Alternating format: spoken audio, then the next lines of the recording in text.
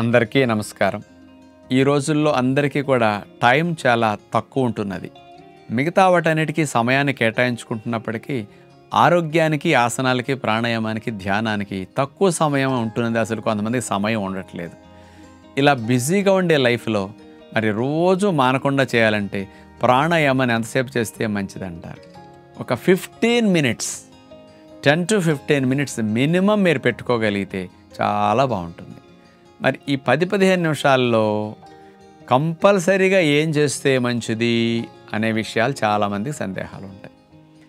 ఇందులో ముఖ్యంగా ఒక 3 ప్రాణాయామాలు చాలా ఉత్తమమైనవని చెప్పవచ్చు. ఈ 3టిని మీరు మానకుండా చేయొచ్చు అన్నమాట. మొట్టమొదటిది భస్త్రికా ప్రాణాయామం, 2 కపాలభాతి ప్రాణాయామం, 3 అనులోమ విలోమ ప్రాణాయామం. ఈ 3 మీరు మానకుండా ఒక 10 నుంచి 15 నిమిషాలు సేపు చేస్తే మీ ఫిజికల్ ఎనర్జీ లెవెల్స్ బాగా పెరుగుతాయి. ఎందుకంటే గాలితోనే, ప్రాణవాయువుతోనే మన ఎనర్జీ. అందుకని అది లేకపోతే మనకి ఎనర్జీ రిలీజ్ కాదు కదా.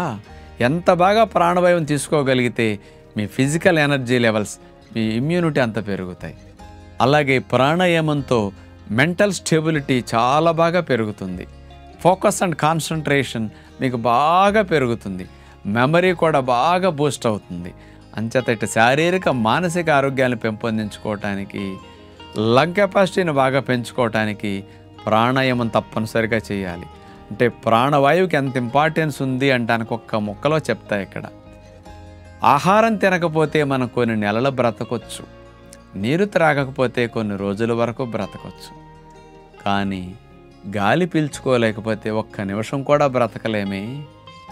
అంటే ఆహారం కంటే, నీటి కంటే ప్రాణవాయువుకి ఎంత అవసరం ఉందో ఈ ఒక్క మొక్క చాలు కదండి మీకు.